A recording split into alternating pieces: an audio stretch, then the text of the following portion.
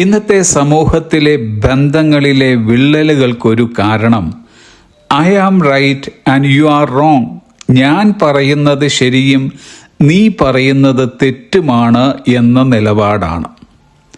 ഞാൻ പറയുന്നത് ശരിയാകാം, നീ പറയുന്നതും ശരിയാകാം, എന്നാൽ ഞാൻ മാത്രമാണ് ശരിയെന്ന് ചിന്തിക്കുകയും ആ നിലയിൽ മറ്റുള്ളവരെ കാണുകയും ചെയ്യുമ്പോഴാണ് ഇരുവരുടെ ഇടയിലുള്ള ബന്ധം മുറിഞ്ഞു പോകുവാൻ കൂടി കാരണമാകുന്നത്. People's opinions and convictions will often differ from ours, but everyone's perspective has some merit. മറ്റുള്ളവരുടെ അഭിപ്രായങ്ങളും ബോധ്യങ്ങളും പലപ്പോഴും നമ്മുടേതിൽ നിന്ന് വ്യത്യസ്തമായിരിക്കും. എങ്കിലും എല്ലാവരുടെയും കാഴ്ചപ്പാടിലും എന്തെങ്കിലുമൊക്കെ ഗുണവശങ്ങളുണ്ട്. അതുകൊണ്ട് തിരുവചനം പറയുന്നു, ഫിലിപ്പിയർക്കെഴുതിയ ലേഖനം 2-ാം അധ്യായം 3-ാം വാക്യം, ശാഠ്യത്താലോ ദുരഭിമാനത്താലോ ഒന്നും ചെയ്യാതെ താഴ്മയോടെ ഓരോരുത്തൻ മറ്റുള്ളവനെ തന്നേക്കാൾ ശ്രേഷ്ഠനെന്ന് എണ്ണിക്കൊള്ളുവീൻ.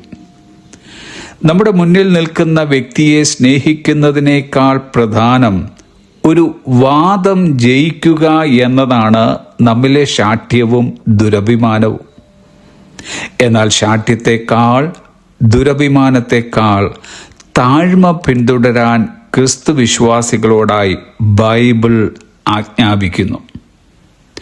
ജ്ഞാനം എന്നത് ബുദ്ധിപൂർവം കാര്യങ്ങൾ സംസാരിക്കുക എന്നത് മാത്രമല്ല, സൗമ്യമായി സംസാരിക്കുക എന്നുകൂടി അർത്ഥമുണ്ട്. മറ്റുള്ളവരെ ശ്രദ്ധാപൂർവം കേൾക്കുക, തെറ്റ് ചെയ്യുമ്പോൾ സമ്മതിക്കുക, ഒരു കാര്യം വാദഗതികളോടെ തെളിയിക്കുന്നതിന് പകരം സമാധാനം തിരഞ്ഞെടുക്കുക എന്നീ വീക്ഷണങ്ങൾ ജ്ഞാനത്തിൻ്റെ മേന്മകളിൽ ഉൾപ്പെടുന്നതാണ്. നാം ഓരോരുത്തരും ഇന്ന് സ്വയം ചോദിക്കേണ്ടവയത്രേ. 1. നാം മറ്റുള്ളവരെ മനസ്സിലാക്കാൻ ശ്രമിക്കുകയാണോ അതോ അവരെ ജയിക്കാൻ ശ്രമിക്കുകയാണോ? 2. എൻ്റെ മനോഭാവം സ്വയത്തെയാണോ അതോ ക്രിസ്തുവിനെയാണോ പ്രതിഫലിപ്പിക്കുന്നത്? 3. എൻ്റെ സംസാരം മറ്റുള്ളവരെ കെട്ടിപ്പടുക്കുകയാണോ അതോ അവരെ തകർക്കുകയാണോ? ഒടുവിലായി, എന്നിൽ വ്യാപരിക്കുന്നത് ശാഠ്യത്തിൻ്റെയും ദുരഭിമാനത്തിൻ്റെയും ആത്മാവാണോ അതോ താഴ്മയുടെ ആത്മാവാണോ? തിരുവചനം ഇന്ന് നമ്മോടെല്ലാവരോടുമായി പറയുന്നു.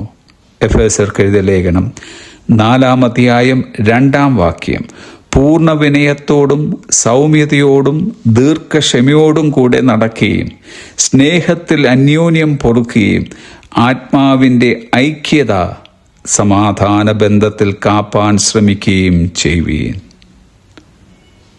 Have a blessed day.